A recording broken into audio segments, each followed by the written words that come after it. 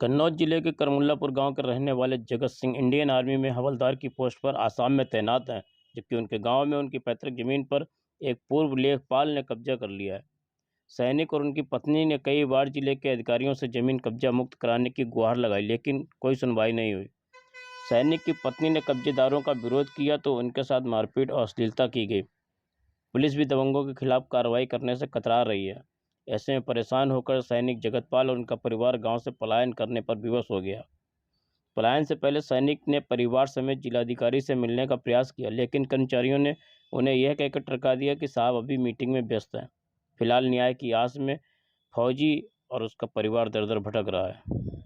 नहीं जा सकती, आज भी वो धमकी देता है, उसकी बीवी आ जा मैं मार दूंगा, वो कहाँ है कहाँ नहीं, मेरे लड़के की जासूसी। तो परिवार के साथ आप पलायन कर रही हैं? अब फिर क्या करें, मैं गांव जा नहीं सकती हूँ, मेरा हस्बैंड बाहर रहता आसाम में, मैं बच्चों को लेके वहाँ कैसे चली जाऊँ। इस प्रकार है कि पिछले 1.5 साल से लगभग मुझे मेरे गांव में ही जाने से प्रतिबंधित कर दिया गया है। किसने कर दिया?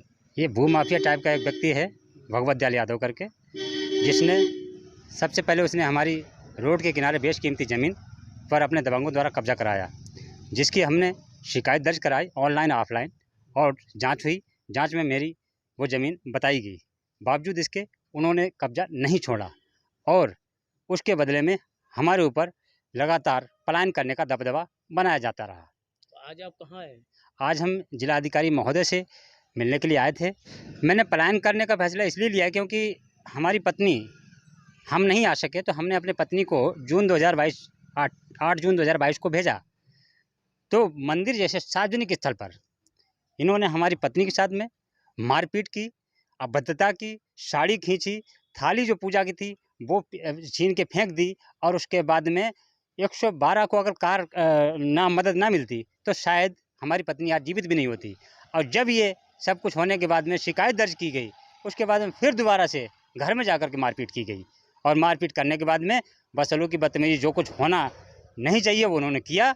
ये बहुत शर्मनाक घटना थी। इसकी FIR दर्ज कराने के लिए हमको 3 दिन लग गया। 8 जून 2022 को हमने जो है इस घटना का शिकायत दर्ज कराया, और लेकिन FIR 11 जून 2022 को की गई। इतना बड़ा दबदबा है उसका, क्योंकि उक्त भूमाफिया ने स्वयं DM साहब के ऊपर, जिलाधिकारी महोदय के ऊपर 4 मुकदमे कर रखे हैं, फर्जी मुकदमे। ये DM साहब के ऊपर 4 मुकदमे फर्जी कर रखे हैं, तहसीलदार महोदय के ऊपर 4 मुकदमे फर्जी कर रखे हैं। तो इसलिए हर अधिकारी साहब को हमारे गांव में प्रतिबंधित कर दिया है। हमारे गांव का जो संपर्क सड़क मार्ग है वो आज तक नहीं बनने दिया, जो कि आप वीडियो में देख सकते हो, मैंने ट्विटर पे भी डाला हुआ है। तालाब पर कब्जा कर लिया, गांव में घरों में पानी घुस रहा है, लेकिन किसी तरीके कोई सुनवाई नहीं हुई। आरती। क्यों आई है यहाँ पे आज? हम इसलिए आए हैं कि फौजी की बीवी की हम लोगों ने गवाही दे दी है, इसलिए हमारे भाइयों के ऊपर वो भगवत दयाल हैं, उन्होंने 56(3) का मुकदमा डाल दिया है, और वो जब नहीं तब धमकी देते हैं आए दिन गांव वालों की कि उनकी जो गवाही देगा उनको हम गोली मार देंगे। कितने लोग आए हैं आपके साथ? हैं 20-25 लोग। सब अलग अलग परिवार के एक ही परिवार के? अलग अलग परिवार के। सबको धमकी देते हैं? सबको धमकी देते हैं। मेरा नाम मनीष है। मैं एक ड्राइवर हूँ, गाड़ी चलाता हूँ, और मेरी बहन ने गवाही दी। जब जांच होने के लिए आई तो उसने सत्य बोला कि बयान दिए कि मतलब पुलिस को सत्य बताया कि इसकी साड़ी उतारी गई फौजी की पत्नी की, और फौजी की पत्नी खींच के मारा गया।